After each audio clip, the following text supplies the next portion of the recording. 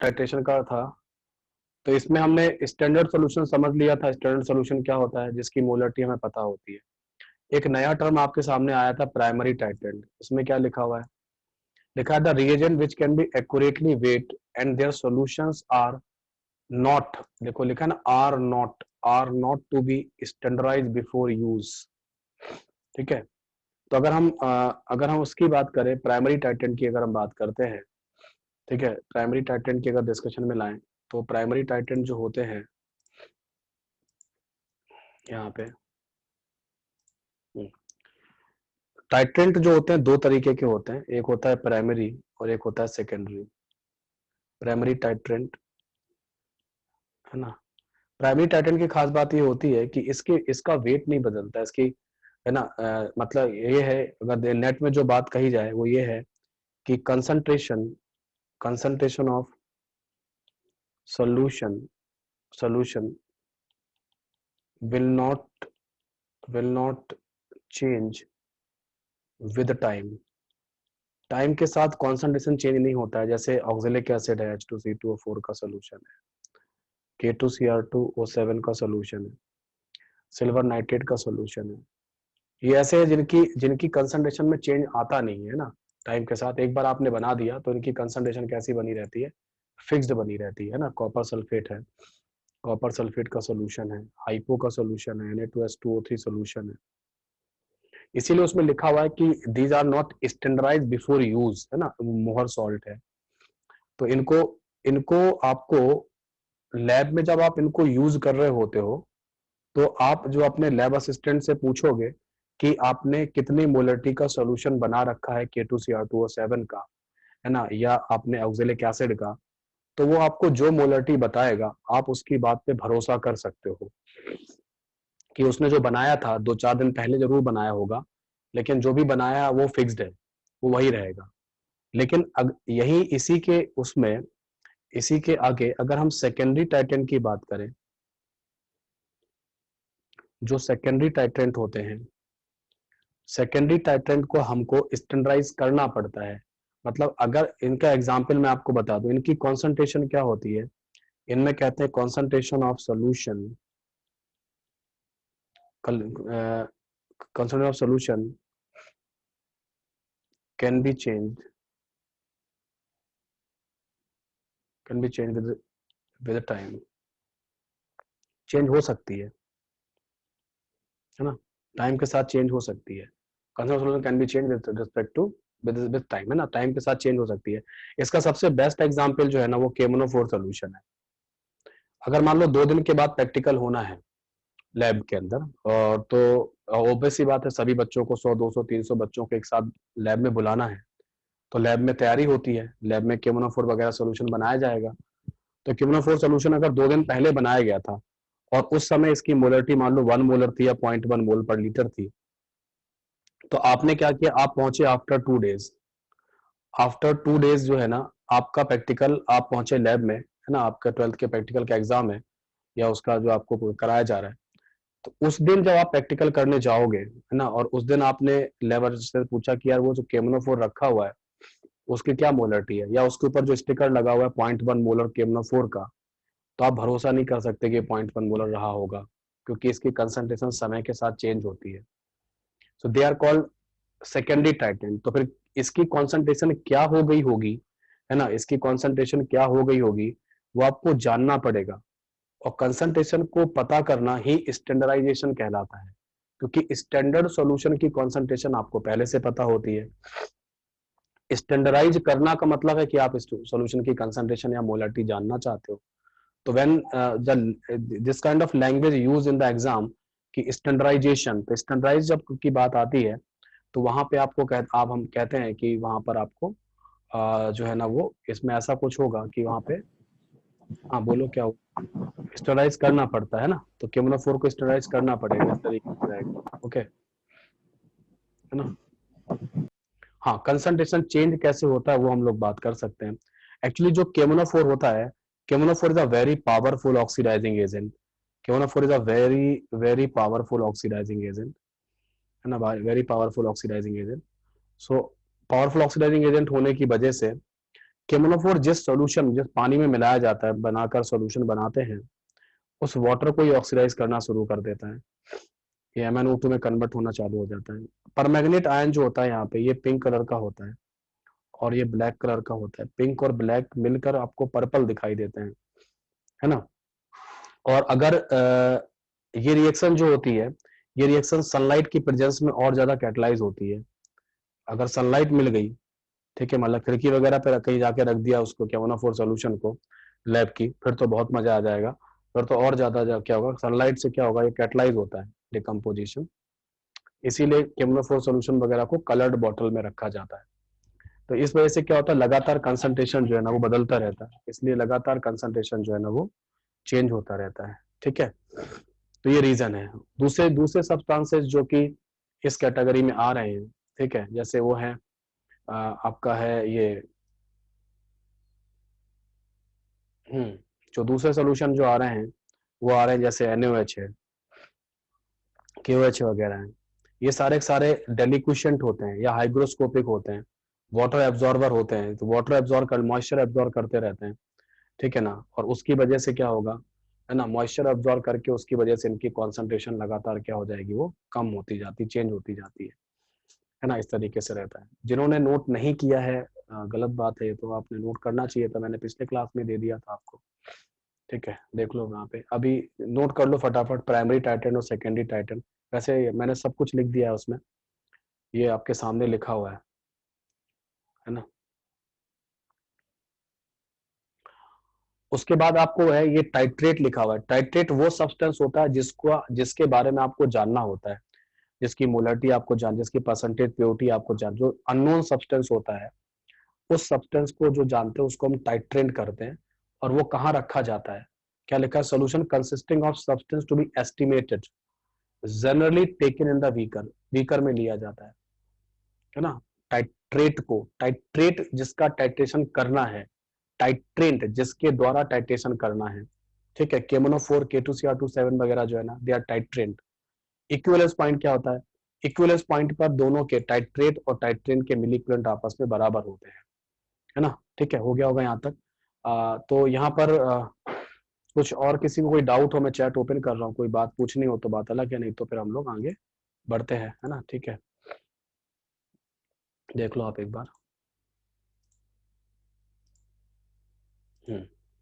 कोई डाउट हो तो बताओ, नहीं तो आगे बढ़ते हैं। तो जब इक्विवेलेंस पॉइंट आएगा, है ना, कोई जब इक्विवेलेंस पॉइंट आता है, इक्विवेलेंस पॉइंट, हमारा इक्विवेलेंस पॉइंट जो है ना, इक्विवेलेंस पॉइंट टाइट्रेशन करने से क्या होता है, ये तो कैसा क्वेश्चन है, इसको क्या बताऊं मैं, टाइट्रेशन करने से क्या होता है। हम्म,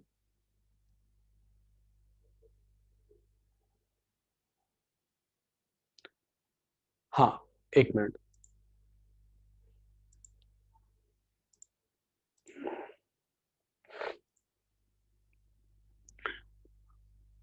हाँ, प्योर केमोनोफोर भी हाँ, प्योर कुछ भी कर लो आप प्योर केमोनोफोर लोगे तब भी चेंज होगा टाइट्रेशन, है ना, है ना, ओके, ठीक। कुछ लोगों की तो क्या इतनी दयनीय situation, तब भी चेंज होगी, ओके। सो मैं आपको बताता हूँ इक्विवेलेंस पॉइंट जो होगा, difference between titrant and titration. Titrant जो है ना वो तो सब्सटेंस है और टाइट्रेशन प्रोसेस है।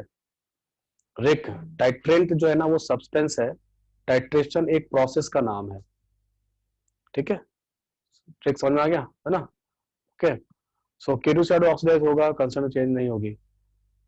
K2Cr2 7 जब ऑक्सीडाइज, अब मैं बताता हूँ इसके बारे में बताता हूँ।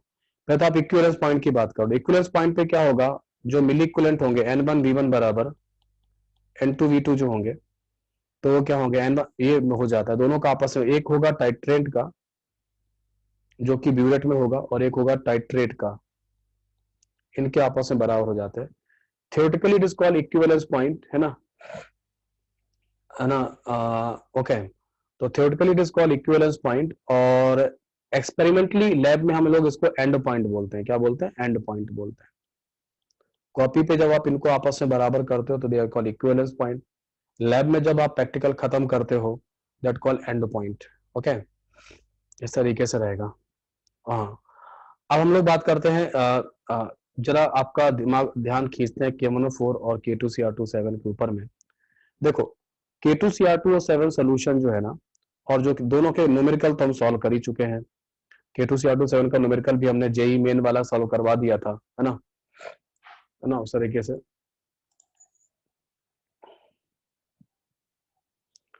और ये हो जाएगा। KMnO4 की बात कर लेते हैं। तो K2Cr27 जो है ना, इसकी ये क्या है, इसकी जो ऑक्सीडाइजिंग पावर है, oxidising power is less than KMnO4। ये इसका नुकसान है, इसकी ऑक्सीडाइजिंग पावर KMnO4 से कम है। और यहां पे क्या है, इसकी जो ऑक्सीडाइजिंग पावर है, oxidising power is more than KMnO4, more than K2Cr27। और ये आप इसके SRP वैल्यू से देख सकते हो, है ना। इसका जो SRP वैल्यू है, इसका जो SRP वैल्यू है वो है 1.33 वोल्ट, और इसका जो SRP वैल्यू है आई थिंक 1.51 वोल्ट, ऐसा कुछ होना चाहिए। ये कुछ इस तरीके का डेटा है, ठीक है। ये डेटा आपको यहाँ पे मिलता है ना, ऐसा कुछ मैंने बताया होगा आपको पहले। ये रहेगा, तो ये तो एडवांटेज है ना, ये आपका एडवांटेज है KMnO4 का कि वो ऑक्सीजन पावर ज्यादा है। तो एडवांटेज की बात तो ये हो गई, लेकिन डिसएडवांटेज क्या है वो समझ लो। K2Cr27 जो है ना, वो क्या है, ये प्राइमरी टाइट्रेंट है। प्राइमरी टाइट्रेंट मतलब इसकी कॉन्सेंट्रेशन बदलती नहीं है टाइम के साथ। और ये कैसा है, ये सेकेंडरी टाइट्रेंट, ये इसका नुकसान है। क्योंकि अगर आपने KMnO4 यूज करना है तो KMnO4 की आपको मोलरिटी पहले जानना पड़ेगी, है ना। KMnO4 की मोलरिटी आपको जानना पड़ेगी। क्यों? क्योंकि KMnO4 क्या कर रहा है, KMnO4 जिस पानी में रखा गया है, जिस वाटर में इसको डिजोल्व कराया गया है, ठीक है, उसी को ऑक्सीडाइज कर रहा है। तो KMnO4 लगातार सोल्यूशन में कम हो रहा है, खत्म हो रहा है। KMnO4 खुद अपने आप को खत्म करके कहां भेज रहा है, MnO2 में भेज रहा है। आपको लग रहा है कि आप KMnO4 से टाइट्रेशन करवा रहे हो, लेकिन KMnO4 लगातार कम होता जा रहा है। तो जब सोल्यूट कम होता जाएगा तो कंसंट्रेशन चेंज होगी या नहीं होगी?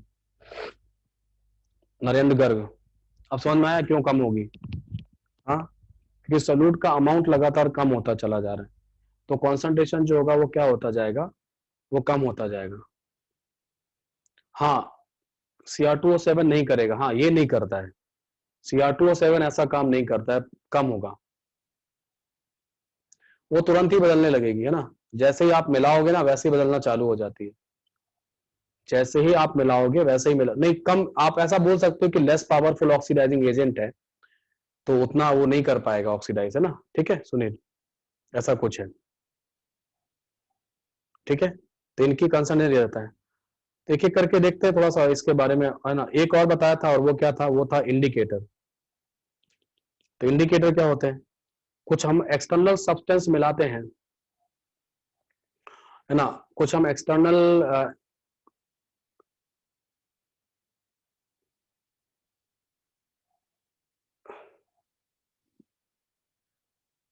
ओके। सो इंडिकेटर जो होगा वो क्या होगा, इंडिकेटर क्या होता है, इंडिकेटर आपका NaOH QH HCl का कंसंट्रेशन कैसे चेंज होगा।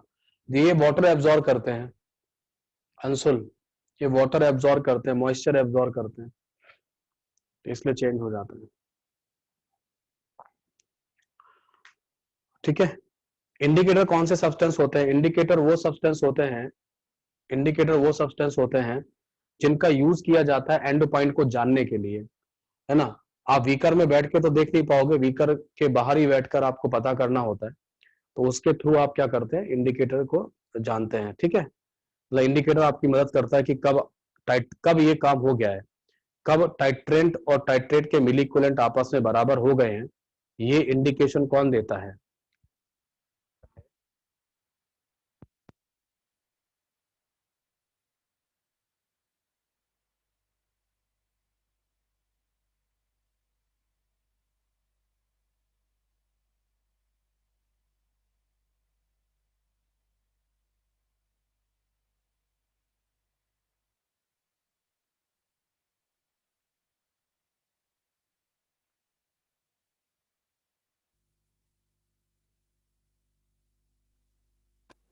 सर आपकी आवाज नहीं आ रही है।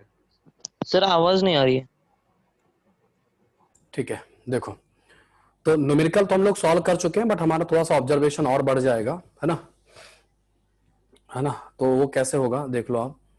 तो केमोनोफोर टाइट्रेशन की अगर बात करें तो केमोनोफोर टाइट्रेशन में अगर डिस्कशन पे लाते हैं तो केमोनोफोर एक अच्छा ऑक्सीडाइजिंग एजेंट मैंने बता ही दिया है। ये किसको ऑक्सीडाइज कर सकता है, हम इसके साथ FeSO4 का टाइट्रेशन कर सकते हैं, हम इसके साथ H2O2 का टाइट्रेशन कर सकते हैं, हम इसके साथ ऑक्जेलिक एसिड का टाइट्रेशन कर सकते हैं, ठीक है। तो देयर सो मेनी सब्सटेंस जिनका हम जो है ना ये इसको ये सल्फाइड SO3 2 नेगेटिव को कन्वर्ट करता है किसमें, SO4 2 नेगेटिव में, ये CO2 में चला जाएगा, ये O2 में चला जाएगा, ये किस में चला जाएगा, Fe3+ आयन में चला जाएगा। ऐसे करके कई सारे टाइट्रेशन हम लोग केमोनोफोर से परफॉर्म करा सकते हैं ना, ठीक है। ये सब आपने देखा था, पढ़ लिया है काफी कुछ, मैंने इनके न्यूमेरिकल वगैरह भी कराए हैं आपको, है ना। 3 मीडियम में अलग अलग वैलेंसी फैक्टर आता है, ये सब चीजें आप लोग पढ़ते हैं, पढ़ा चुका हूं मैं, है ना। मेन एक छोटी सी बात यहाँ पे डिस्कस करनी है, एक दो बातें और बतानी है आपको। वो ये है कि एक क्वेश्चन हम लोग कर सकते हैं कि हाउ वी कैन प्रोवाइड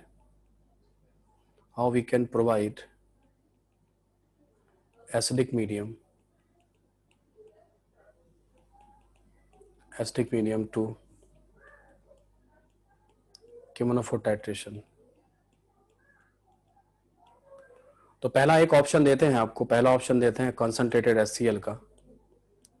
क्या हम कॉन्सेंट्रेटेड HCl से हम लोग ये परफॉर्म कर सकते हैं क्या टाइट्रेशन, मतलब परफॉर्म एसिडिक मीडियम देना चाहते हैं तो क्या हम लोग करेंगे क्या, मतलब एसिडिक मीडियम का मतलब ये है कि आप मान लो FeSO4 का टाइट्रेशन कर रहे थे और ब्यूरेट से आप क्या मिला रहे हो, यहाँ पे केमोनोफोर मिला रहे हो ब्यूरेट से। तो मीडियम एसिडिक बनाने के लिए आपने H+ आयन मिलाना है, वो H+ आयन आपने कहाँ से ले लिया, कॉन्सेंट्रेटेड HCl से ले लिया।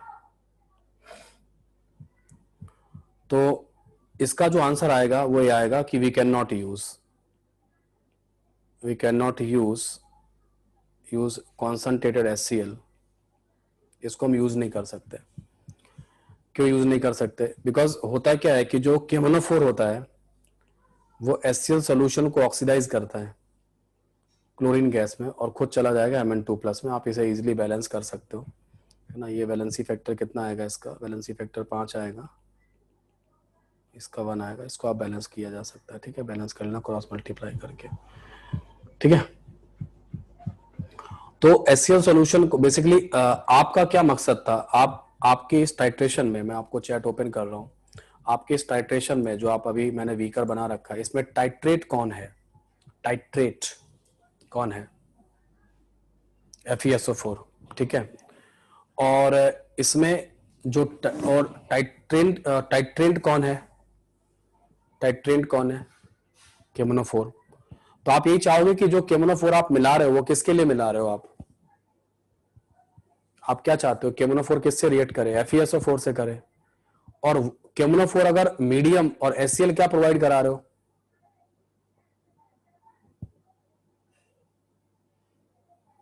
एसिडिक मीडियम दे रहा है। तो अगर आपका केमोनोफोर मीडियम से रिएक्ट करने लगा, है ना, अगर आपका केमोनोफोर मीडियम से रिएक्ट करने लगा तो क्या होगा, अगर आपका केमोनोफोर जो कि टाइट्रेंट था, ठीक है, अगर वो क्या होगा उससे, नहीं FeSO4 लेफ्ट नहीं होगा, ज्यादा FeSO4 कुछ रह जाएगा ना, बल्कि क्या करेंगे, बल्कि आपका जो केमोनोफोर यूज होना चाहिए था वो ज्यादा यूज होगा, है ना, ठीक है। वो ज्यादा यूज होगा, क्यों, क्योंकि केमोनोफोर दो साइड में जाने लगेगा, एक तो FeSO4 की तरफ जाने लगेगा और एक HCl में यूज होने लगेगा, दो जगह यूज होना चालू हो जाएगा। रॉन्ग वैल्यू आएगी, रॉन्ग में ज्यादा आएगी या कम आएगी, रॉन्ग में ज्यादा आएगी या कम आएगी, ज्यादा आएगी, है ना, ज्यादा आएगी, ज्यादा मिलाना पड़ेगा, क्योंकि FeSO4 के लिए तो मिलाना ही पड़ेगा, साथ में HCl के लिए भी मिलाना पड़ेगा, मिल जाएगा, है ना।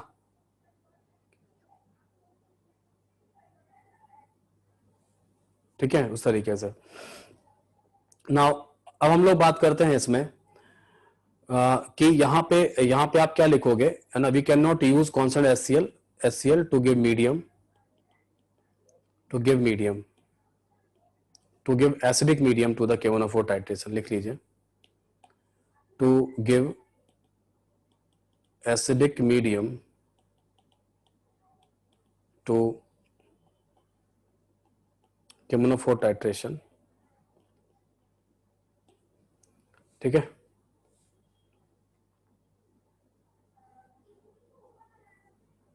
लो कर दिए भाई, क्या हुआ मोहित?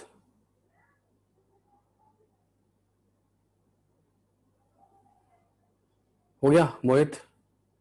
क्या समझ में नहीं आ रहा है, बोलो। हैंड रेस करो, कहां पे दिक्कत आ रही है?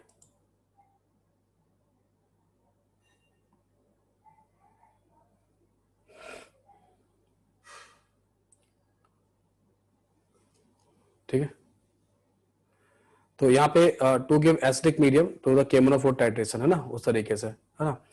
तो basically we can not use concentrated HCl to give acidic medium to K M N O four titration. और यहाँ पे क्या लिखोगे? Reading comes out to be reading of K M N O four. अगर एडवांस लेवल पे जाना चाहेगा क्वेश्चन में तो ये सब चीजों पे जा सकता है। So reading of K M N O four comes out to be greater than the expected value, ये हो जाएगा, ठीक है। चलो, अब कोई कहता है कि सर हम एक काम कर सकते हैं, दूसरा है, ये क्या लिखा था? ए लिखा था। समटाइम स्टूडेंट सेज कि सर हम लोग एक काम करें, हम लोग यहाँ पर कॉन्सनट्रेटेड H2SO4 ले सकते हैं क्या? इसके बारे में क्या ख्याल है ना। तो कॉन्सनट्रेटेड H2SO4 अगर लोगे तो आप मुझे बता सकते हैं कॉन्सनट्रेटेड H2SO4 का नेचर क्या होगा? क्या होता है? एक तो एसिडिक होगा, एक काम और होता है इसका, एक काम और होता है, यस, ये खुद भी एक ऑक्सीडाइजिंग एजेंट है या नहीं है? है। और आपने क्या किया, तो क्या ये Fe2 प्लस आयन को Fe3 प्लस आयन में भेज सकता है क्या? भेज सकता है ना। और आपके वीकर में क्या पड़ा हुआ है? वीकर में फेरस सल्फेट पड़ा हुआ है, ठीक है। और आपने क्या किया, आपने कॉन्सनट्रेटेड H2SO4 मिलाया, और ऊपर से साथ में आप क्या मिला रहे हो? केमोनोफोर भी मिला रहे हो। केमोनोफोर Fe2 प्लस को क्या करेगा? दोनों ऑक्सीडाइज करेंगे, बिल्कुल सही। केमोनोफोर भी ऑक्सीडाइज करेगा, H2SO4 भी ऑक्सीडाइज करेगा, फिर से रॉन्ग वैल्यू आएगी। अब की बार कैसी आएगी रीडिंग? कम आएगी, बिल्कुल बिल्कुल बिल्कुल बिल्कुल। तो ना, है ना। तो अब क्या करो, आप क्या लिख सकते हैं? We can not use concentrated H2SO4 solution and reading of KMNO4 comes out to be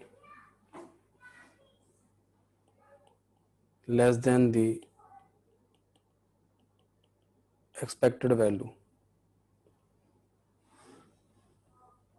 हाँ, बिल्कुल आएगी, बिल्कुल आएगी, है ना। सीजल अस्थ क्या हुआ? वाई लेस, क्योंकि सीजल जो है ना ऐसा कुछ है कि जो H2SO4 है ना, उसने ऑक्सीडाइज कर दिया। जैसे मान लो, है ना, जैसे यहाँ पे H2SO4 के मान लो 10 मोल थे, तो इन 10 मोल में से 2 मोल तो मान लो किसने ऑक्सीडाइज कर दिए? H2SO4 ने। और बाकी 8 मोल किसने ऑक्सीडाइज कर दिए? वो किसने ऑक्सीडाइज कर दिए? वो केमोनोफोर करेगा। तो केमोनोफोर को पहले पूरे 10 मोल करने चाहिए थे, लेकिन केमोनोफोर क्या करेगा? केमोनोफोर जो है ना वो क्या करेगा, है ना, उस तरीके से का, है ना, केमोनोफोर जो है ना वो क्या करेगा, वो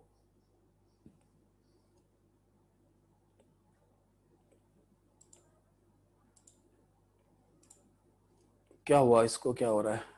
ये वी क्यों लिख रहे हो भाई? है?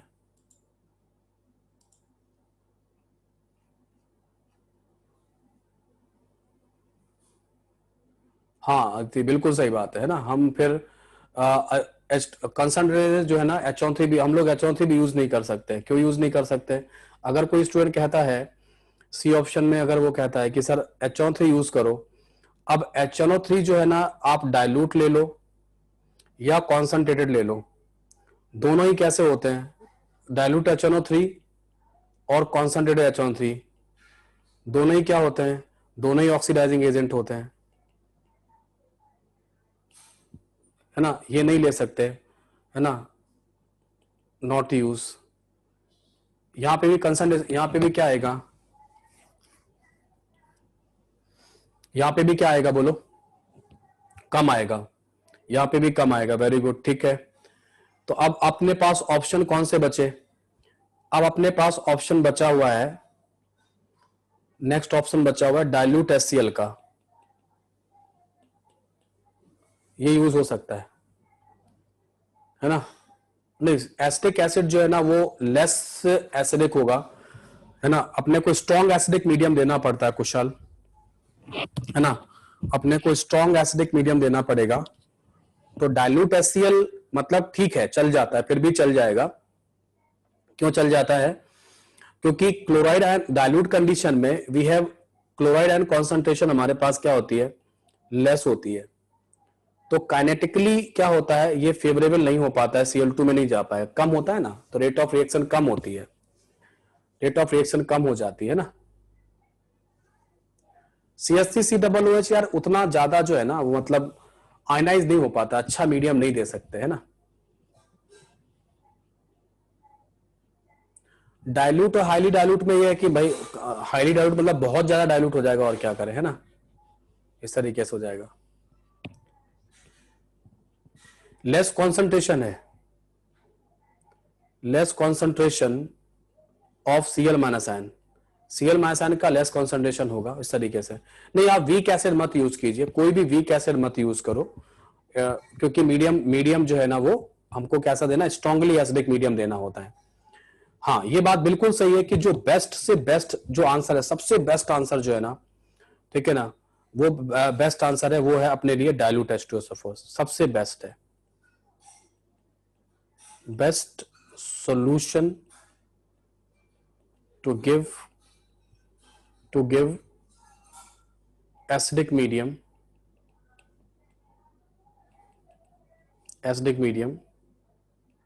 for chemonophore titration। ठीक है, कारण क्या है कि कारण यह है कि H2SO4 में खुद सल्फर किस में है, +6 स्टेट में है, तो और डाइल्यूट कंडीशन में है तो ऑक्सीडाइजिंग एजेंट बन नहीं सकता, और ये +6 स्टेट में है, ऑक्सीडाइज भी नहीं हो सकता, ऑक्सीडाइज नहीं हो सकता, ऑक्सीडाइज नहीं हो सकता है ना,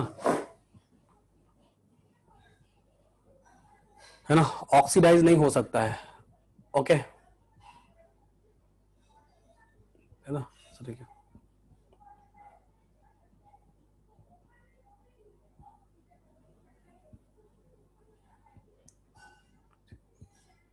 डाइल्यूट HCl मैं इसलिए मना कर रहा हूं, डाइल्यूट HCl भी ठीक है, लेकिन क्या होगा कि आप ये तो बोल सकते हो जिसका ये प्रॉब्लम है,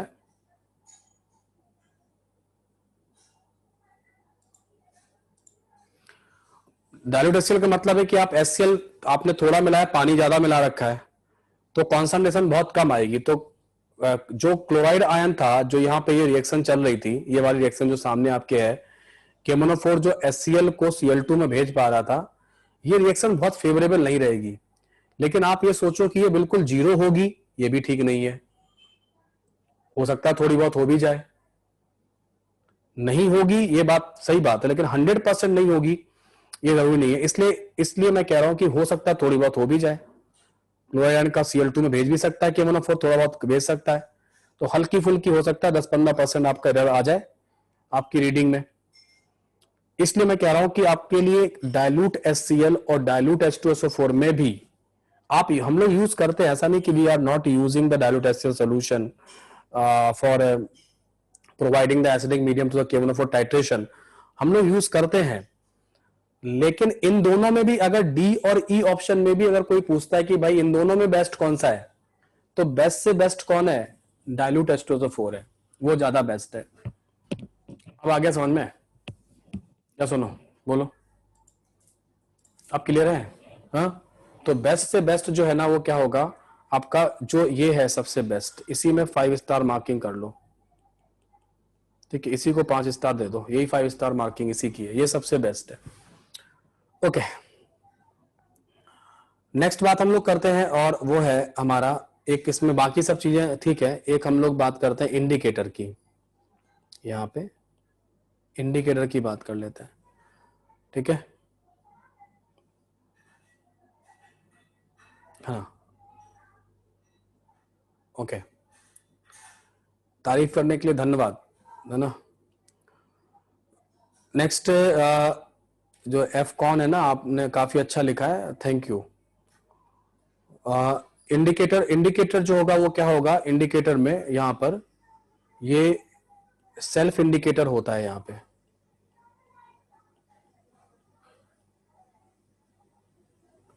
ओके, ये सेल्फ इंडिकेटर होता है। हाँ, आप डायल्यूट एचसीएल भी यूज कर सकते हैं।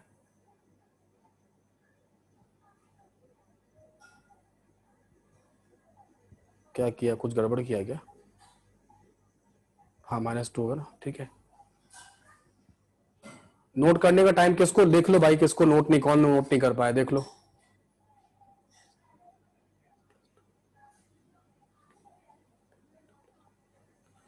सल्फेट नहीं कर पाएगा, सल्फेट आयन, सल्फेट आयन नहीं कर पाएगा, सल्फेट आयन बहुत कम है।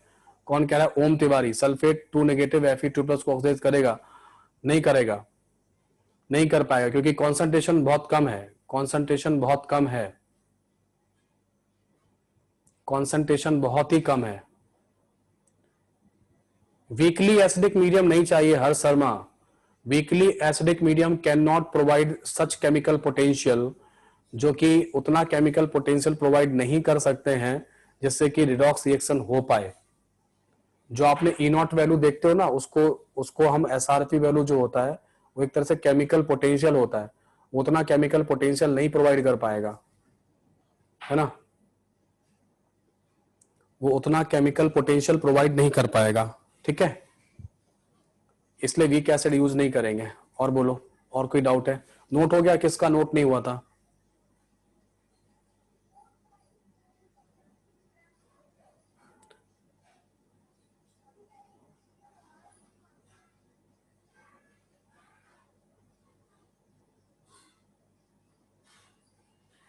कौन सा नहीं हुआ? एक बार आप हैंड रेस कर दो, मैं वहां से बता दूंगा।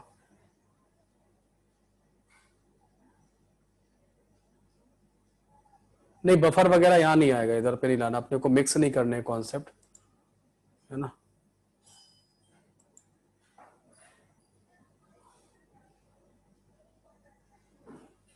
हो गए?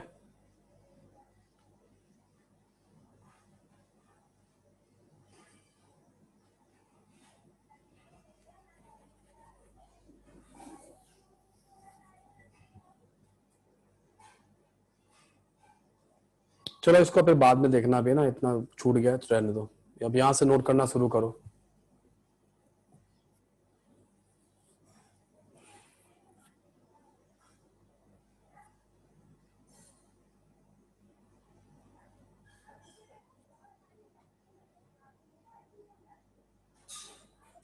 वैभव कह रहे हैं कि यहाँ पे Mn2+ कैसे हो गया? अरे यार बेटा, एसिडिक मीडियम है ना, तो Mn2+ में ही जाएगा ना वैभव।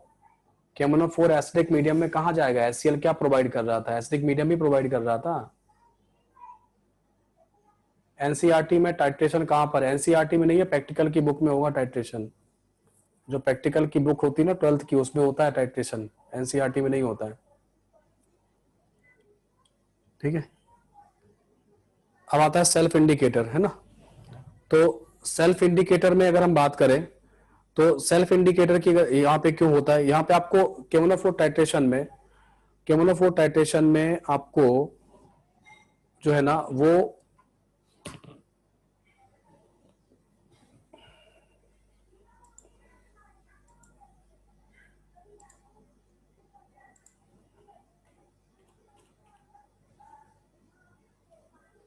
निक, अगर आपको समझ में नहीं आ रहा है तो आप बाहर चले जाओ।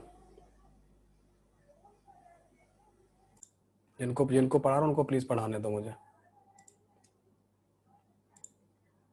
तो हम लोग बात कर रहे थे, ठीक है, मोटिवेशन भी कर दिया और समझा भी दिया ढंग से, है ना, ठीक है।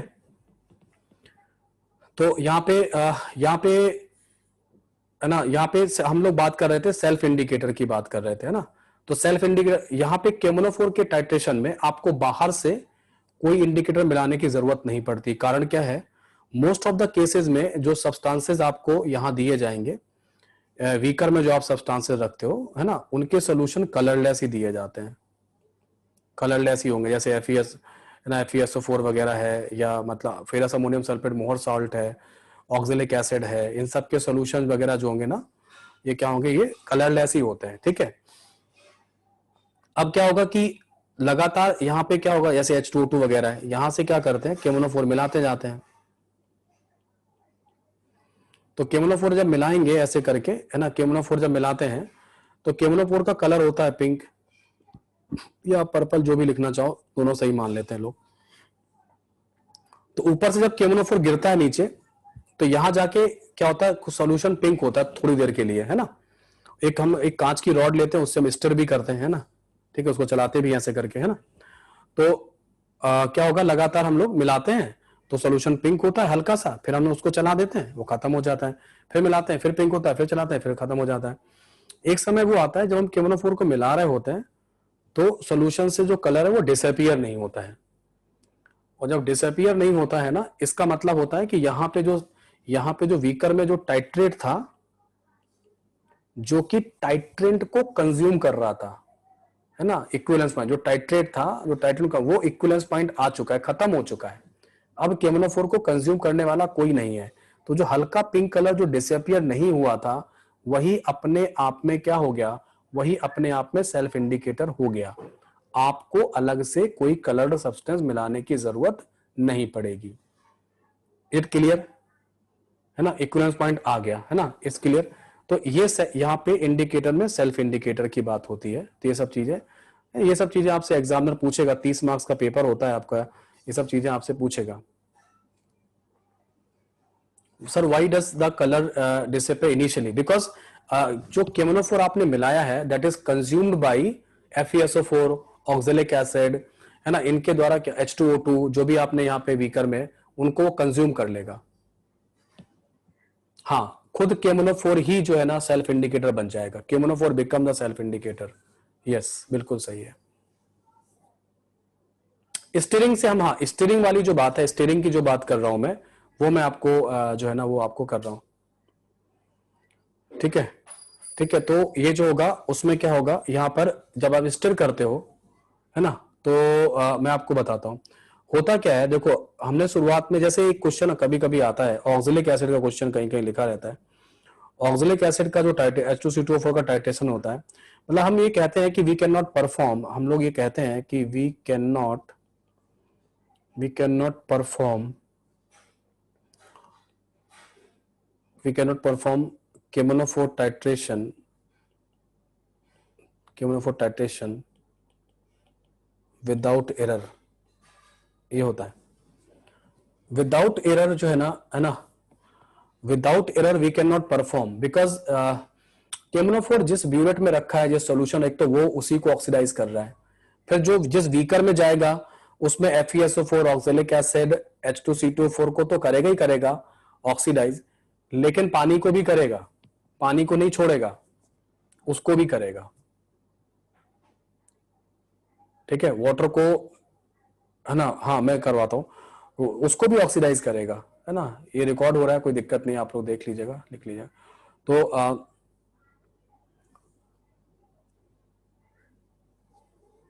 हाँ, ये ब्यूरेट है, ये आपका ब्यूरेट है, ऊपर में, ऊपर से ब्यूरेट से मिलाते हैं।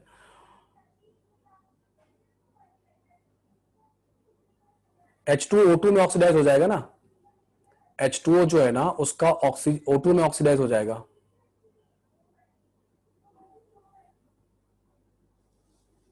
है ना।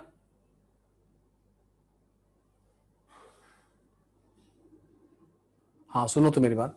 तो इसलिए क्या होगा कि केमोनोफोर के टाइट्रेशन का एरर मिनिमाइज करने के लिए, अभी सुनना मेरी बात, है ना, केमोनोफोर के टाइट्रेशन का एरर मिनिमाइज करने के लिए हम लोग क्या करते हैं, हमें एक आइडिया होता है, एक मिनट रुको, अभी कोई कुछ मत लिखो। हमें एक आइडिया होता है कि हमें 25 ml मिलाना है, फिर आएगा टाइट्रेशन का एंड पॉइंट, या 20 ml पे आएगा, वो हम लोग पहले से पता कर लेते हैं कितने ग्राम हमें दिया गया था, कितनी मोलरिटी थी, तो उसमें N1V1 लगा के N2V2 से हम लोग कॉपी पे मालूम कर लेते हैं कि यार 25 ml पे टाइट्रेशन खत्म होगा, ये हमें पता चल जाता है कॉपी पे, वो होता है इक्विवेलेंस पॉइंट। लेकिन कॉपी पे लिखी गई रीडिंग आपसे कोई मानेगा नहीं, आपको एग्जामिनर को दिखाना पड़ेगा आपके ब्यूरेट में कि देखो मैंने 25 ml यूज किया है। वो आपको बाकायदा आपको टाइट्रेशन खत्म करके एग्जामिनर को अपने टेबल पे लाना होगा और दिखाना होगा कि देखिए मैंने यहाँ पे 25 मेरा यूज हुआ है, मैंने 25 ml यूज किया है। क्योंकि कॉपी की रीडिंग आपकी कोई मानेगा नहीं, आपको प्रैक्टिकल करके देना पड़ेगा इसमें, है ना। तो ये, लेकिन ये सब थ्योरेटिकल पॉइंट है, आप अपने माइंड में फिट करो तो आपको क्या होगा और आसान। बाकी न्यूमेरिकल मैं आपको पहले लगवा चुका हूँ, न्यूमेरिकल में आपको पहले सारे करवा चुका हूँ, इसीलिए मैं केवल ये सारी चीजें, क्योंकि अगर किसी स्टूडेंट को ये समझ में नहीं आता है तो एटलीस्ट जो न्यूमेरिकल पहले हो चुके हैं इक्विवेलेंट कॉन्सेप्ट के, वो तो समझ में आए, उतना तो वो लेके जाए इस चैप्टर से, इसीलिए सबसे आखिरी में इसको ले रहा हूँ, समझे। तो 25 ml हमने डिसाइड किया कि यार 25 ml पे हमारा क्या आएगा, टाइट्रेशन खत्म होगा। तो हम लोग क्या करते हैं, जैसे ब्यूरेट में भरा हमने 25 ml भर लिया, ठीक है, और हम लोग क्या करते हैं ब्यूरेट का नॉब खोलते हैं, ऊपर से ब्यूरेट का जो नॉब है नीचे ऐसे खोलेंगे और फटाक से 20 ml मिला देंगे, समझे, 20 ml मिला देंगे बीकर में, और वो जो कांच की छड़ थी उससे फटाफट स्टर करना शुरू करेंगे। क्यों?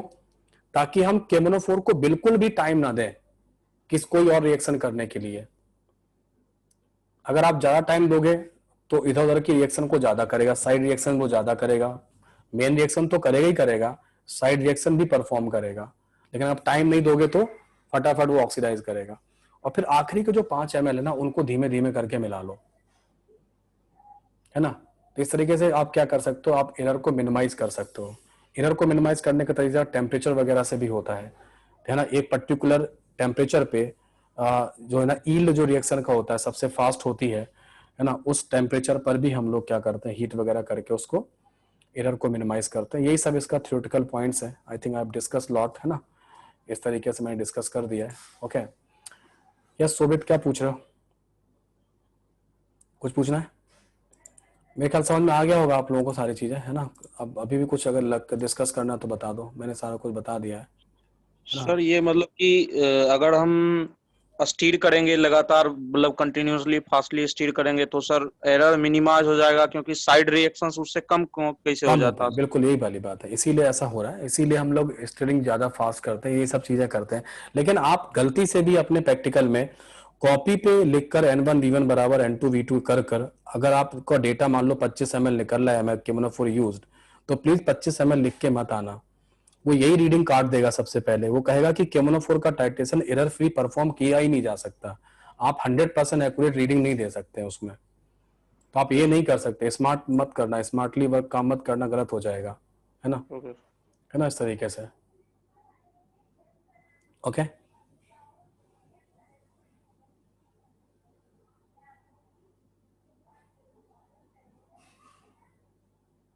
हाँ, केमोनोफोर अगर सोलोली ऐड करोगे तो वो साइड रिएक्शन कर देगा, है ना। हाँ, केमोनोफोर जो है ना लास्ट वाले 5 ml धीमे धीमे इसलिए मिला है क्योंकि हम एग्जैक्टली 25 ml नहीं लेंगे, है ना, 25 ml नहीं लेंगे हम लोग, थोड़ा सा 30 ml तक ले लेंगे, और ताकि अगर थोड़ा बहुत ज्यादा भी लगा तो उस हिसाब से आ जाएगा, है ना। पता लगे 25 ml तक आपने रखा और वहां पे आपने एंड पॉइंट नहीं आया तो आपको फिर कम पड़ गया, तो थोड़ा सा ज्यादा लेके चलना। तो एकदम से 30 ml भी नहीं मिला सकते वरना फिर ज्यादा एरर आ जाएगा, ऐसा कुछ होगा, है ना।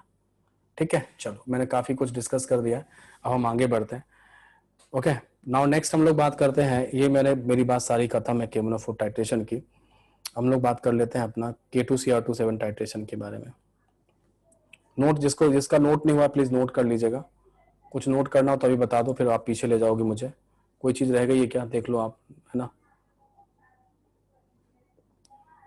डन, तो नेक्स्ट हेडिंग करो आप लोग K2CR207 टाइट्रेशन।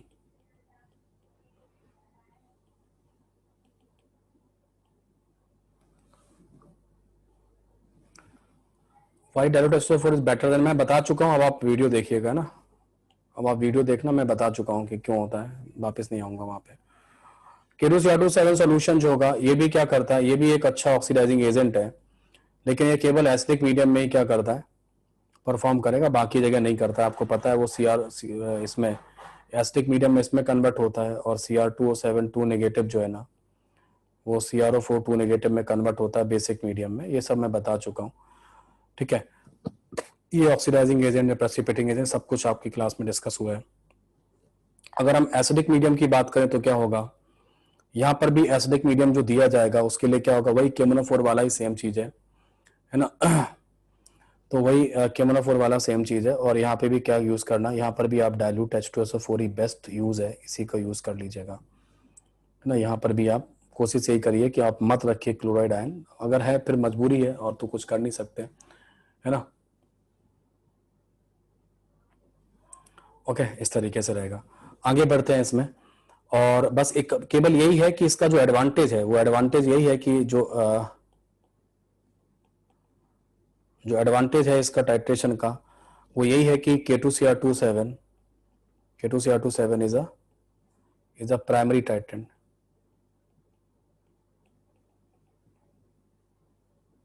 लेकिन ध्यान देना, अगर कभी क्वेश्चन में ये आ जाए Na2Cr2O7 आ जाए, is not a primary titrant,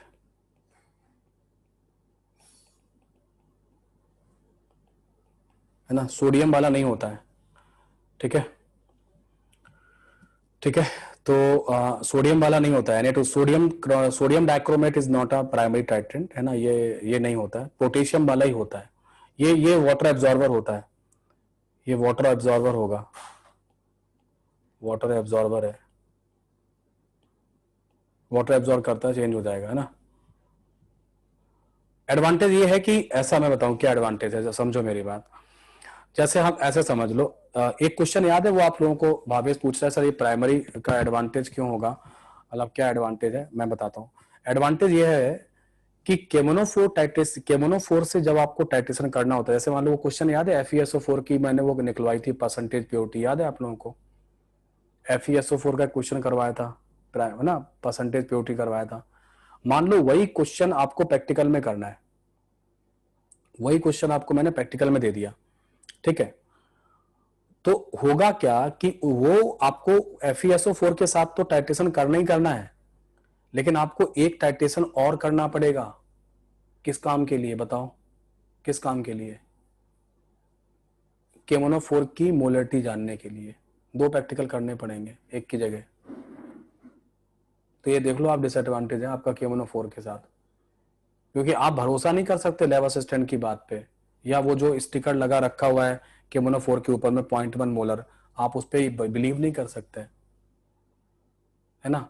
अब आपको क्या करना पड़ेगा, अब आपको KMnO4 के लिए उसको अलग से क्या बोलना पड़ेगा कि यार FeSO4 तो आपने मुझे दे दिया है परसेंटेज प्योरिटी निकालने के लिए, वो तो आपने अलग बना लिया सोल्यूशन, ठीक है ना। आपको कोई एक और सोल्यूशन लेना पड़ेगा, जैसे उससे ऑक्जेलिक एसिड मांगना पड़ सकता है, या आप उससे H2O2 ले लो, कुछ ऐसा लेके क्या करो, KMnO4 का एक साइड में टाइट्रेशन करो, अलग परफॉर्म करो, अलग परफॉर्म करने के बाद पहले KMnO4 की मोलरिटी जानो कितनी है वास्तविकता में, उसके बाद फिर वापस आओ अपने ओरिजिनल प्रैक्टिकल पे, किस पे, FeSO4 वाले पे, तब जाके आपसे पूरा प्रैक्टिकल परफॉर्म होगा। अब ठीक है सबको, अब समझ में आ गया ना सबको। K2Cr27 में ऐसा नहीं करना पड़ेगा, है ना, K2Cr27 में आपको ऐसा दो प्रैक्टिकल नहीं परफॉर्म करने पड़ेंगे। शोभित, कुशल वर्मा, बात समझ में आ रही है ना। सर अगर वो डार्क बोतल्स में रखे हुए हो तो KMnO4 नहीं तब भी चेंज होगा ना, पानी में रखा है तो भी चेंज होगा ना, प्रॉब्लम तो ये भैया, है ना, पानी में ही रखा हो तब भी चेंज होगा, सोल्यूशन तो बनाओगे ना उसका कुशल, यस तो वो सोल्यूशन बनाओगे तो पानी तो मिलाओगे ना, पानी को ऑक्सीडाइज कर रोक थोड़ी ना पाओगे आप, बस ये है कि अगर आप कलर्ड बॉटम रखोगे तो आप कैटलाइज नहीं होने दोगे, but you can not stop the reaction, okay sir, ठीक है, इस तरीके थैंक से। You sir. हाँ, इंडस्ट्रियल प्रिपरेशन में K2Cr27 ही यूज होगा। हाँ, एरर भी कम आएगी क्योंकि इसकी ऑक्सीडाइजिंग पावर कम है, रोशन, है ना। हाँ स्टैंडर्ड, हाँ बिल्कुल, इसका मतलब है स्टैंडर्डाइज बिफोर यूज, बिल्कुल रोशन, यही मतलब है कि आपको KMnO4 को यूज करने से पहले स्टैंडर्डाइज करना पड़ेगा, यही मतलब था वहां पे जो लिखा था, जो थ्योरी में लिखा था ना, स्टैंडर्डाइज बिफोर यूज, यही लिखा हुआ था, है ना, ठीक है।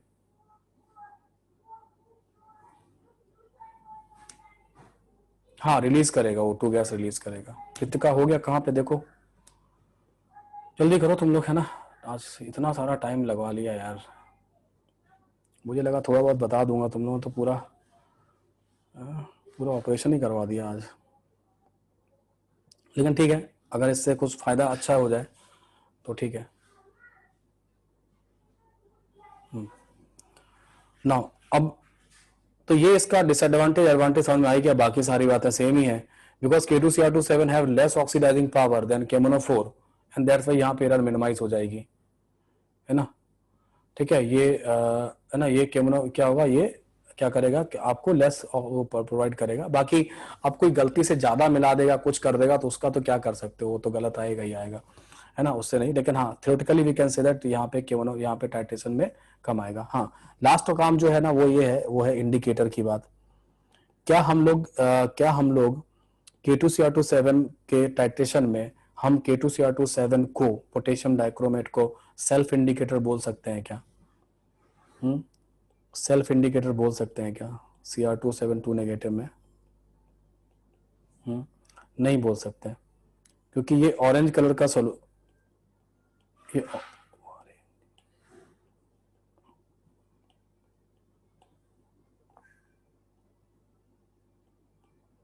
ये ऑरेंज सोल्यूशन होता है, और जब ये क्रोमियम 3+ में जाता है तो ग्रीन हो जाता है ना, ग्रीन हो जाता है, स्पेशली ये वाला compound Cr2SO4 whole thrice, it's a green solution.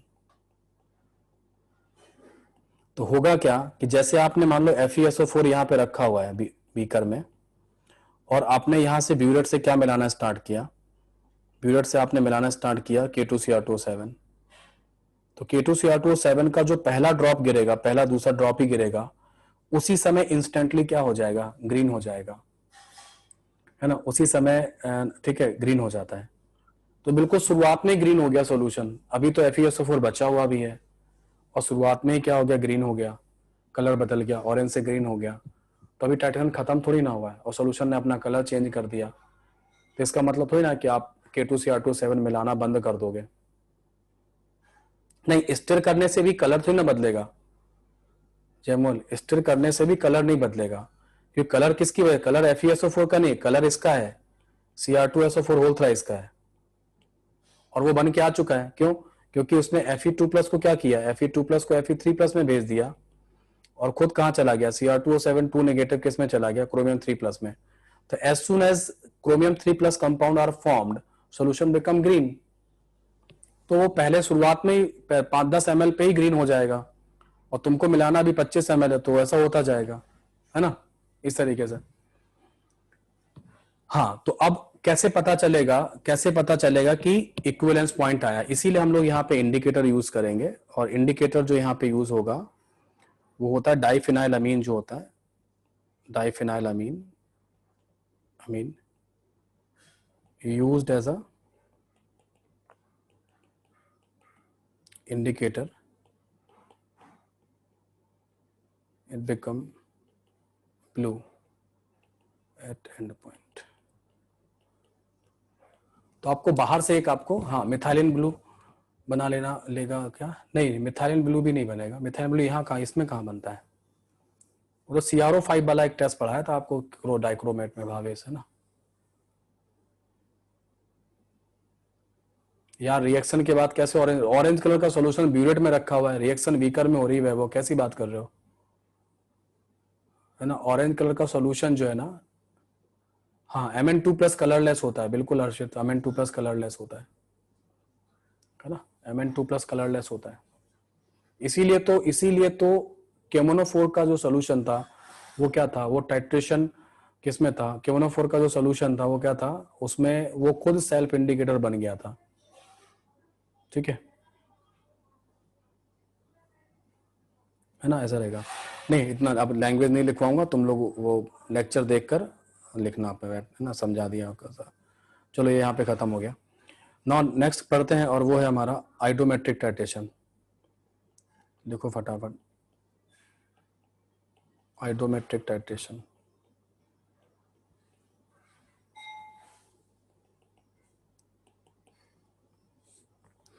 So iodometric titration में क्या होता है, आइडोमेट्रिक टाइट्रेशन जो होता है, आइडोमेट्रिक टाइट्रेशन कहलाता है इनडायरेक्ट टाइट्रेशन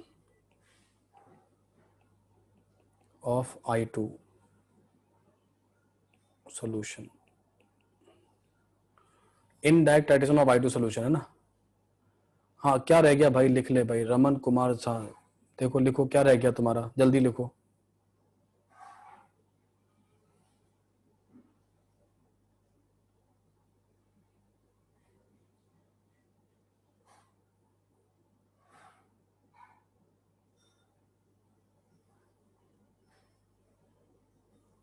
हो गया?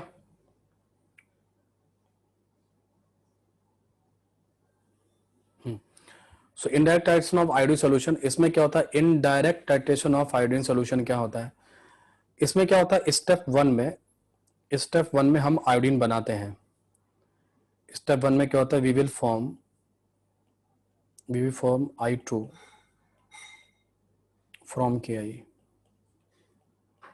ये करना होता है मोस्टली, KI सॉल्यूशन से हम लोग आयोडीन बनाते हैं। अभी आईडी नहीं बता रहा हूँ, आईडीमेट्री अभी बताऊंगा, है ना। एस्टिमेशन ऑफ आयोडीन, बिल्कुल indirect titration of iodine, estimation of iodine, है ना, ऐसा करते हैं। तो जैसे ये पहला एग्जांपल है, इसका पहली रिएक्शन दे रहा हूँ, CuSO4 plus 4KI will give you Cu2I2 plus I2 plus K2SO4,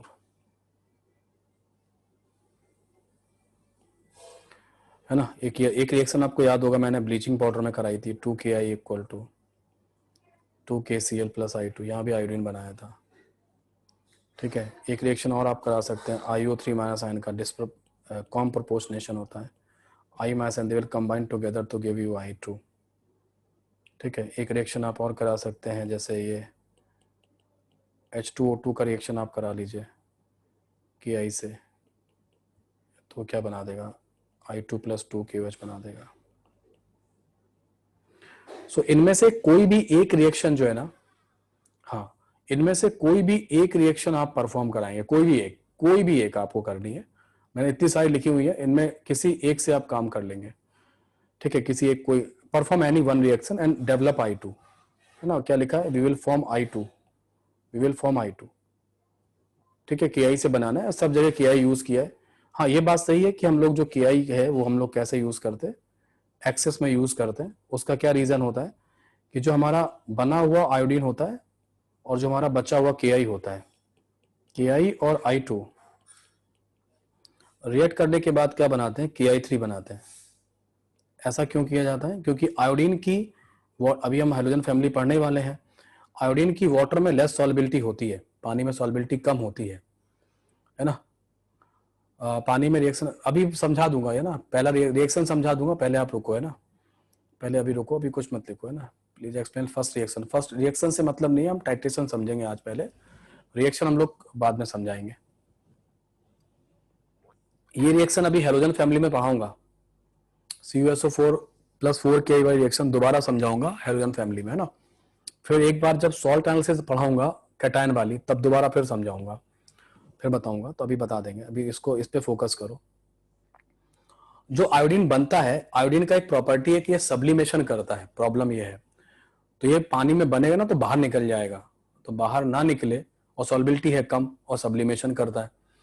तो ऐसा ना हो, इसके लिए हमने KI को एक्सेस में रखा हुआ है, ताकि KI क्या करे, आयोडीन से रिएक्ट करके KI3 बना ले, और ये इक्विलिब्रियम मैक्सिमम फॉरवर्ड जाता है और बहुत थोड़ा बैकवर्ड आता है, बहुत थोड़ा सा बैकवर्ड होता है। एरो मैंने फॉरवर्ड ज्यादा लगा रखा है, बैकवर्ड कम लगा रखा है। और इसका कलर जो होता है वो कैसा होता है, येलो ब्राउन कलर का सोल्यूशन होता है।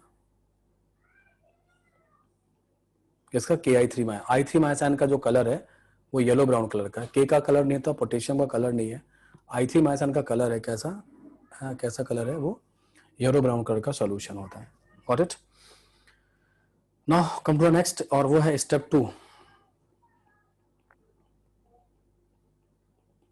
स्टेप 2 में क्या करते हैं, formed I2 will react with standard standard solution of sodium thiosulphate. Standard मतलब जिसकी मोलरिटी हमको पता है। यहां तक सबका नोट हो गया होगा, मैं थोड़ा सा ऊपर स्क्रॉल कर रहा हूं, देख लेना, है ना। तो जो आयोडीन बनेगा वो आयोडीन को क्या रिएक्ट कराया जाता है, उसको रिएक्शन कराया जाता है सोडियम थायोसल्फेट से। इसकी मोलरिटी हमको पता होती है सोडियम थायोसल्फेट की। इंडिकेटर हम लोग यूज करते हैं स्टार्च इंडिकेटर, ये यूज करते हैं, और ये क्या बन जाता है 2NaI प्लस Na2S4O6, ये बन जाता है।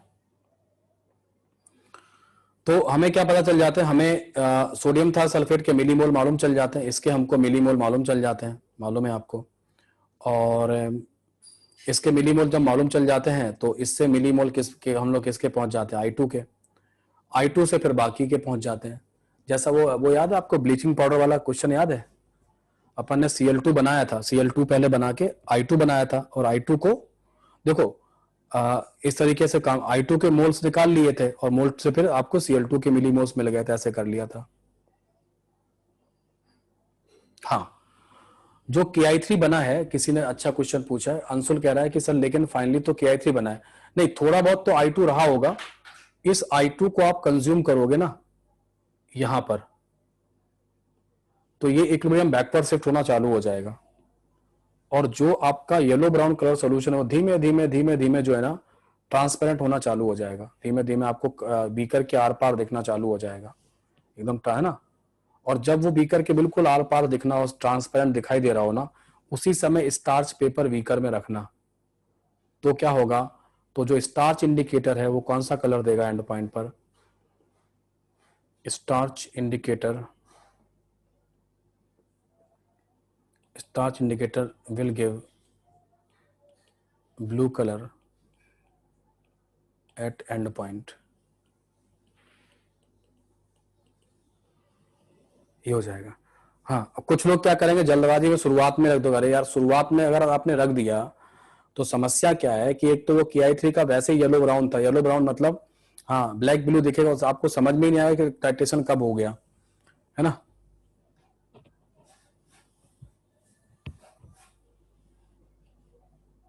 पोटेशियम आयोडाइड इसीलिए यूज कर रहे हैं ताकि KI बन जाए, है ना, I2 बन जाए, है ना। पोटेशियम आयोडाइड इसलिए यूज कर रहे हैं ताकि, है ना, सही I2 बन जाए। स्टेप 2 में जो I2 बना है उसका रिएक्शन हम सोडियम थायोसल्फेट से कराते हैं और उससे आ जाता है। ठीक है, आगे समझ में, है ना।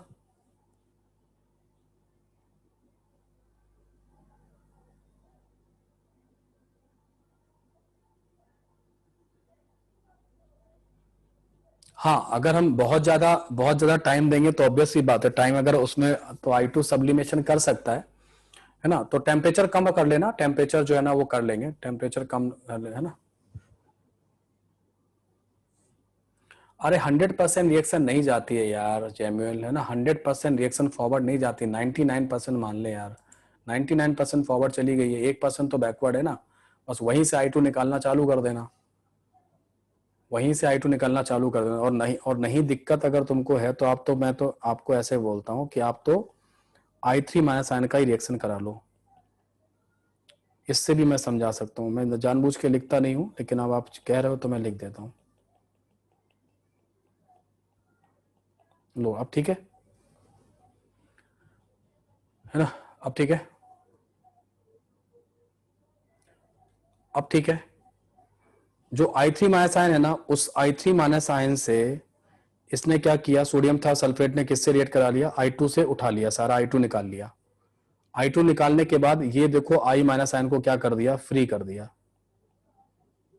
है ना, फ्री हो गया ना, इसने फ्री कर दिया, देखो यहाँ पे।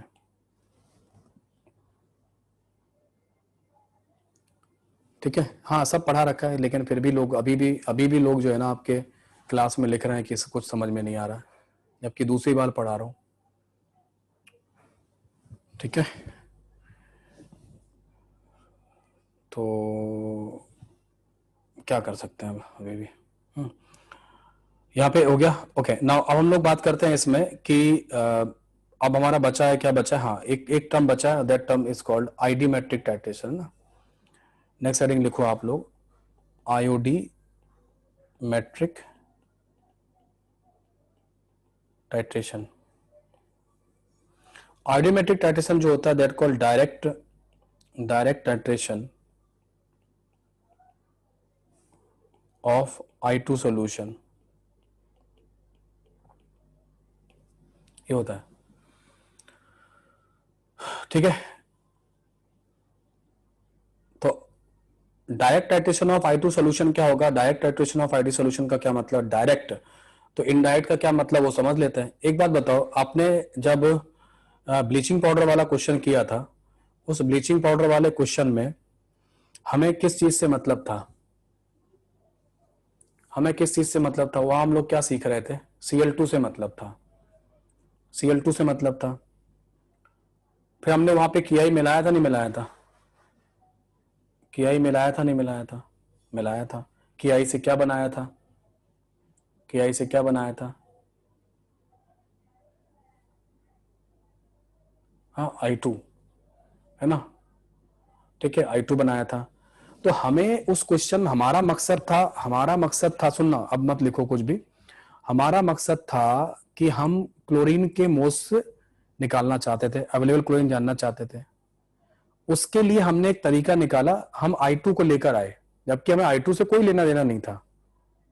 तो हमने वहां I2 बनवाया, I2 वीकर के अंदर बना और वीकर के अंदर ही रिएक्ट कर गया, किससे? सोडियम थायोसल्फेट से।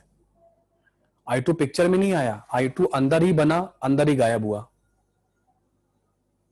I2 अंदर ही बना, वीकर के अंदर बना और I2 अंदर ही गायब हो गया। That is called indirect titration of iodine. यहां जितनी रिएक्शन आपको दिख रही है ना स्टेप 1 में, जितनी रिएक्शन इस समय स्टेप 1 में दिखाई दे रही हैं, इनमें जो आपके जो पहले रिएक्टेंट है except KI, copper sulphate, Cl2, आयोथीमाइसिन, H2O2, हमें उनके बारे में जानना है, हमें I2 के बारे में नहीं जानना है। बट हम I2 बना रहे हैं और बनाने के बाद रिएक्ट करा रहे हैं। I2 अंदर ही बनेगा, अंदर ही रिएक्ट कर जाएगा। That called indirect titration. I2 picture में नहीं दिखाई देगा आपको, समझे? इसको कहते हैं आयोडोमेट्रिक टाइट्रेशन। I2 बनाया गया इनडायरेक्टली और रिएक्ट कराया गया। लेकिन I2 को अगर बनाया ना जाए, I2 का हम कहीं से सॉलिड I2 हमको मिल जाए और उस सॉलिड I2 का हम सॉल्यूशन बना लें, हमारे पास I2 सॉल्यूशन हो और उस I2 सॉल्यूशन की रिएक्शन हम लेट से हमने किससे करा ली? सोडियम थायोसल्फेट से करा ली। अब की बार ये स्टैंडर्ड था, मतलब अब की बार हमें I2 सॉल्यूशन की मोलरिटी पता थी, सोडियम थायोसल्फेट की नहीं पता थी। इन दोनों के बीच में अगर रिएक्शन कराई जाए तो ये क्या बनाएंगे? 2NaI बनाएंगे, ये 2NaI बनाएंगे और क्या बनाएंगे? Na2S4O6 बनाएंगे। ठीक है, तो ये जो अकेला रिएक्शन है ना, जो ये वाला जो स्टेप सेकंड है, बेसिकली मैं ये समझाना चाह रहा हूं कि जो आपका आयोडोमेट्रिक टाइट्रेशन में जो स्टेप सेकंड होता है वही आईडी मेट्रिक होता है।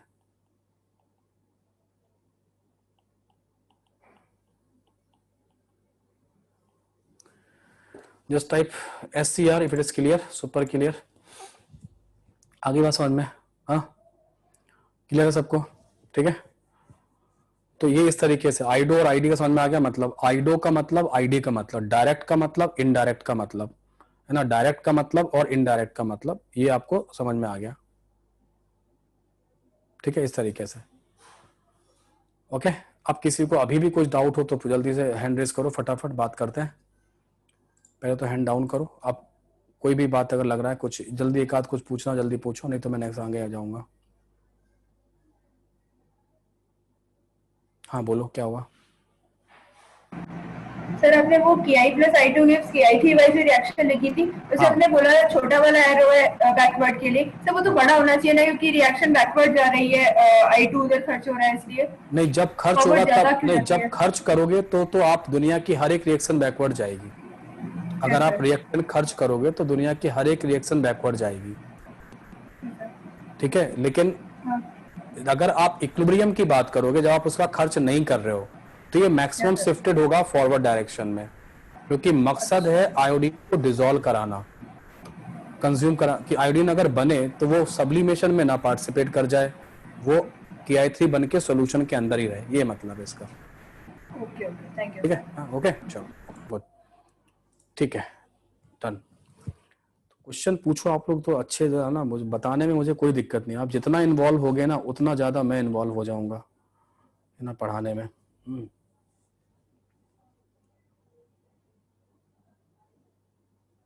ओके, देवांश ने भी कहा है कि सर, मैंने, देवांश आप भूल गए हो इस चीज को, मैंने आपको बताया था कि starch indicator I2, basically starch indicator इतना सेंसिटिव है, स्टार्च इंडिकेटर इतना सेंसिटिव है, ठीक है, स्टार्च इंडिकेटर इतना सेंसिटिव है कि 10⁻⁻⁴ मोलर कंसंट्रेशन जो आयोडीन की होगी ना, यहां पर भी नीला रंग दे देगा। देवेश, देवांश, देवेश क्या नाम था आपका, देवेश, हाँ, ठीक है। तो इसीलिए क्या है कि आप टेंशन मत लो, जब बिल्कुल बिल्कुल सॉल्यूशन ट्रांसपेरेंट हो रहा होगा ना, उसी समय रखना, नीला रंग आ जाएगा। नीला रंग तो हमेशा आएगा आयोडीन की प्रेजेंस में, लेकिन प्रॉब्लम यह है कि अगर आप शुरुआत में रख दोगे तो आप गलत कर रहे हो, फिर ये चीज है, ठीक है। क्या नाम था, देवांश, आगे समझ में बात है ना।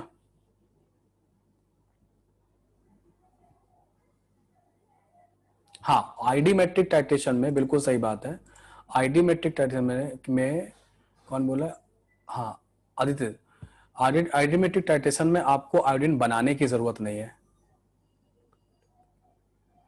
हाँ, ये वही वाला टाइट्रेशन है, सीजल जो है ना, कार्बोहाइड्रेट गिव ब्लू कलर, वही स्टार्च वाला, यही वही रिएक्शन है, ब्लू कलर विद आयोडीन, बिल्कुल ये वही वाला रिएक्शन है, ठीक है, डन, गुड। तो आपने थोड़ा सा वहां से भी अगर इंफॉर्मेशन लाते हैं तो अच्छी बात है। ओके, उसके बाद हमें कुछ यहाँ पे मतलब सावधानियां भी रखनी होंगी, तो उनको आप नोट कर लो, है ना। यहाँ कहते हैं कि iodometric titration is performed only in weakly acidic or basic medium, because in strongly basic medium formed iodine will disproportionate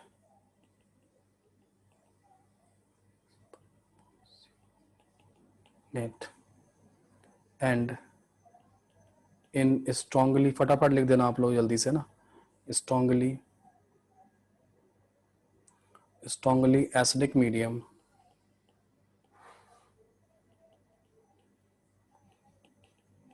starch indicator will be hydrolyzed। ये रहेगा, ये भी ध्यान रखिएगा कि आइडोमेट्रिक टाइट्रेशन जो है ना, वो वीकली एसिडिक या वीकली बेसिक मीडियम में ही करवाइएगा, बहुत है तो माइल्ड कर लेना, बिकॉज फॉर्म्ड जो आयोडीन बनेगा ना, वो स्ट्रांगली बेसिक मीडियम में सर्वाइव नहीं कर पाएगा। एक तो वैसी टेंशन था उसके सर्वाइवल का, आपको केआई मिलाना पड़ रहा था, है ना, ऊपर से मीडियम कर दोगे बेसिक, तो वो डिस्प्रपोर्शनेट करना चालू कर देगा, है ना। तो इसलिए क्या होगा, डिस्प्रपोर्शनेट करेगा तो जो आयोडीन के मिली इक्विवेलेंट थे, जो कि सोडियम था सल्फेट से रिएक्ट करने थे, है ना, उनको वो क्या होगा, वो चेंज हो जाएंगे, तो आपका प्रैक्टिकल में एरर आ जाएगा, ठीक है। इस तरीके से नोट कर लिया, नोट कर लो आप इसको। और अगर स्ट्रांगली एसिडिक मीडियम होगा तो स्टार्च इंडिकेटर हाइड्रोलाइज कर जाएगा, वो भी आप नहीं चाहोगे, नोटेड। तो अब करेंगे एक छोटा सा न्यूमेरिकल कोशिश करते हैं, 5 मिनट आपका और लेते हैं, और उसके बाद जो है ना, क्योंकि ये हो गया टाइट्रेशन कंप्लीट, चैप्टर कंप्लीट है, एक दो आपको बस वो और करवाने हैं, ये न्यूमेरिकल तो हो जाएगा, है ना। नोट हो गया,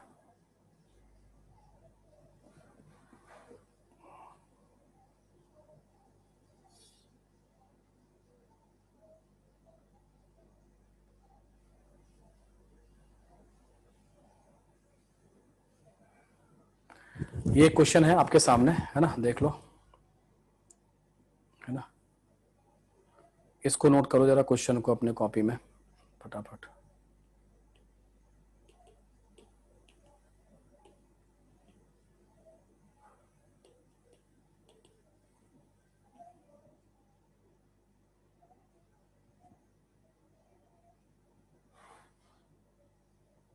अभी नोट करवाते हैं, अभी आप है ना, आप इसको नोट कर लो, अभी करवाते हैं।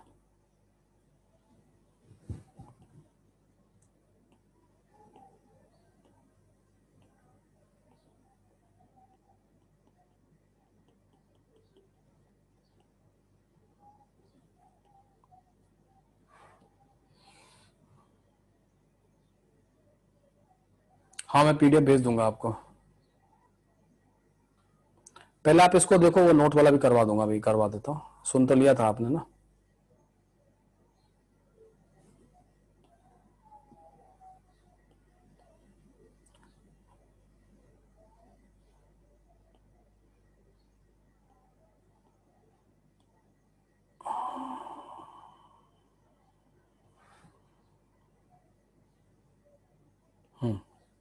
पढ़ा आपने? क्या कह रहा है? A solution of 0.2 gram compound containing copper 2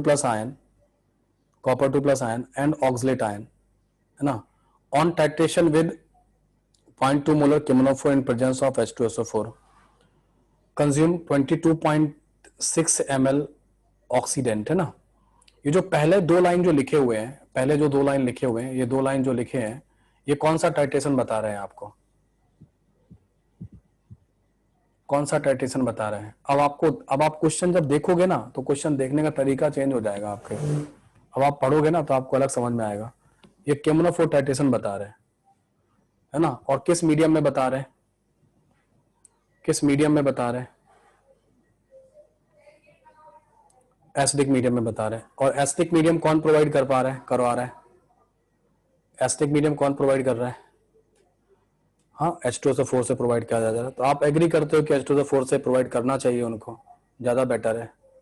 यह सुनो, ठीक है। उसके बाद आगे पढ़ो क्या लिखा है, पढ़ो आगे, पढ़ो क्या लिखा है। द रिजल्टेंट सोल्यूशन, पढ़िए जरा इसको, the resultant solution is neutralise by Na2CO3, ठीक है। फिर कहता है Na2CO3 न्यूट्रलाइज करो, और फिर कहता है acidified with dilute acetic acid and titrated with excess of Ki, the liberated iodine required 11.3 ml of 0.05 molar Na2H2O3 solution for complete reduction। ये जो दूसरा टाइट्रेशन है वो किसका हो रहा है? कौन सा, क्या नाम है उसका दूसरे टाइट्रेशन का? Yes it is iodometric. Yes it is iodometric. सबको समझ में आ रहा है आइडोमेट्रिक, है ना। तो अब ऑब्जर्वेशन बदला कि नहीं बदला? क्वेश्चन के प्रति अब थोड़ा सा ऑब्जर्वेशन चेंज हो गया कि यार ये हो रहा है ना, ठीक है। अब सुनो, और भी सुनो। मेरा आपसे ये क्वेश्चन है कि इसमें Na2CO3 क्यों मिलाया जा रहा है? Na2SO3 क्यों मिलाया जा रहा है?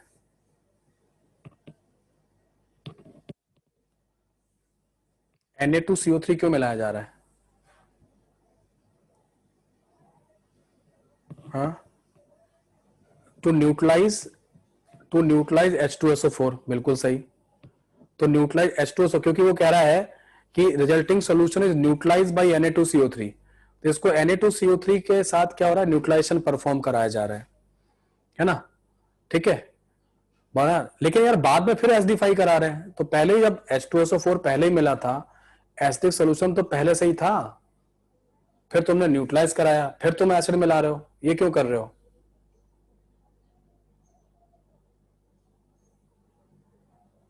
यस, बहुत सारे लोगों ने समझ भी लिया, बहुत सारे लोगों ने समझ लिया कि पहले स्ट्रांगली एसिडिक मीडियम था, है ना, पहले स्ट्रांगली एसिडिक मीडियम था, पहले उसको क्या किया? न्यूट्रलाइज किया, फिर वीकली एसिडिक मीडियम दिया, ताकि आप क्या परफॉर्म कर सको?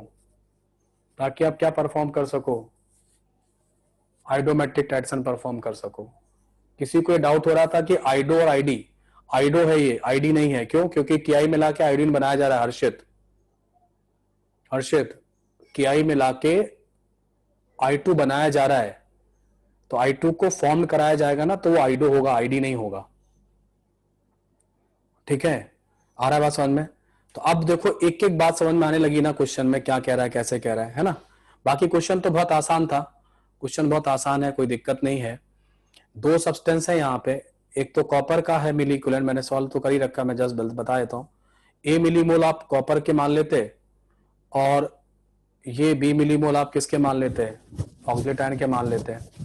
अब यहाँ पे केमोनोफोर किससे रिएक्ट करेगा, केमोनोफोर किससे रिएक्ट करेगा, ऑक्सीडेट आयन से करेगा। केमोनोफोर कॉपर 2+ आयन तो अपनी हाईएस्ट ऑक्सीडेशन नंबर में है, वो तो ऑक्सीडाइज होगा नहीं भाई, केमोनोफोर का काम क्या, ऑक्सीडेशन करना, तो वो तो करेगा नहीं, होने नहीं देगा। तो यहां से क्या होगा, milliequivalent of oxidant ion equal to होंगे मिली इक्विवेलेंट ऑफ केमोनोफोर। और मैंने ऑक्सीडेट आयन का वैलेंसी फैक्टर कितना था, 2, ऑक्सीडेट आयन का वैलेंसी फैक्टर कितना था, 2, तो millimole into valency factor that become milliequivalent, ऐसे करके आपने पहली इक्वेशन बना ली। दूसरी इक्वेशन कैसे बनी, दूसरी इक्वेशन में अपने को पता है कि कॉपर 2+ आयन किससे रिएक्ट करेगा, कॉपर 2+ आयन किससे रिएक्ट करेगा, Ki से करेगा। Ki से क्या बनाओगे, I2, जब Ki से I2 बना लेना तो I2 किससे रिएक्ट करेगा, ये I2 बन गया, ये I2 बन गया, यहाँ पे I2 बना है। I2 किससे रिएक्ट करेगा, सोडियम था सल्फेट से। और डेटा किसका अवेलेबल है, डेटा क्वेश्चन में किसका दिया हुआ है, सोडियम था सल्फेट का दिया हुआ है। तो मैंने क्या किया, सोडियम था सल्फेट के मोल बना लिए, कितना था ये मेरे पास कॉपर कितना था, ए मिलीमोल था, तो मैंने यहाँ पे आयोडीन के मोल्स कितने बना लिए, देखो आयोडीन के मिलीमोल कितने, A/2 मिलीमोल हो गए। और ये वाले A/2 मिलीमोल जो थे वो आके यहाँ पे जाके रख दिए, और दोनों के मिली इक्विवेलेंट आपस में बराबर कर लिए, तो यहाँ से A का वैल्यू आ जाएगा, A/B का रेशियो निकाला तो 1/2 आ जाएगा। ठीक है, तो एक काम करो आप लोग, इसका स्क्रीनशॉट ले लो, इसका पहले क्वेश्चन का, इसका स्क्रीनशॉट ले लो सब लोग, है ना, और नोट कर लो, है ना, स्क्रीनशॉट ले लो और नोट कर लो इस क्वेश्चन को, और इसके सॉल्यूशन का भी ले लो या नोट कर लो। फिर एक बार सॉल्व करना, नहीं आया तो मेरे से कल की क्लास, नेक्स्ट क्लास में फिर से पूछ लेना, मैं बता दूंगा, है ना। आज का टाइम थोड़ा सा खत्म हो रहा है, ये सॉल्यूशन लिखा हुआ है आपके सामने। बीके जायसवाल अच्छा किताब है, आप पढ़ कर सकते हैं ना, कर लीजिए।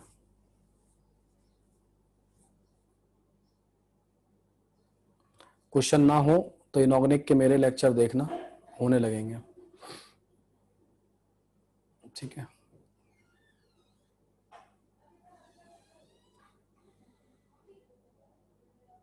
हाँ, यहाँ एक क्वेश्चन है तो मोल कंसेप्ट से ही आ जाएगा।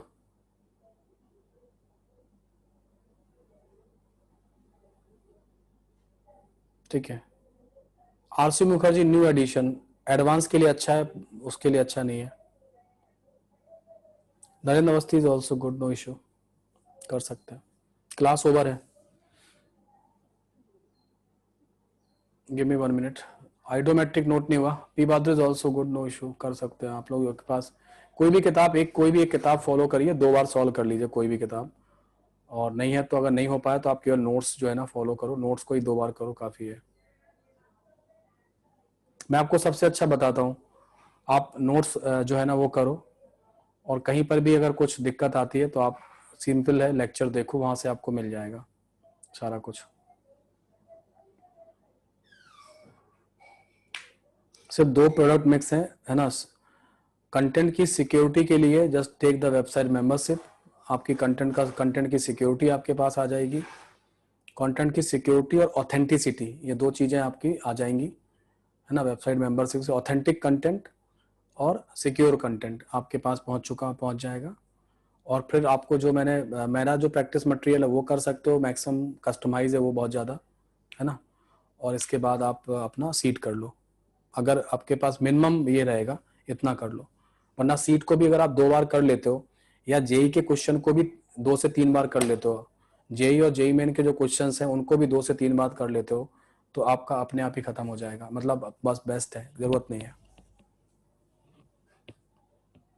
ना, उस तरीके से।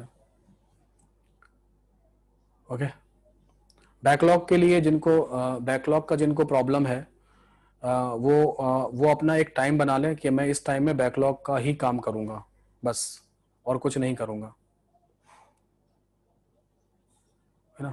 ठीक है, तो वो टाइम अपना डिसाइड कर लो कि बैकलॉग जो है ना वो क्या सा हो जाएगा इस तरीके से।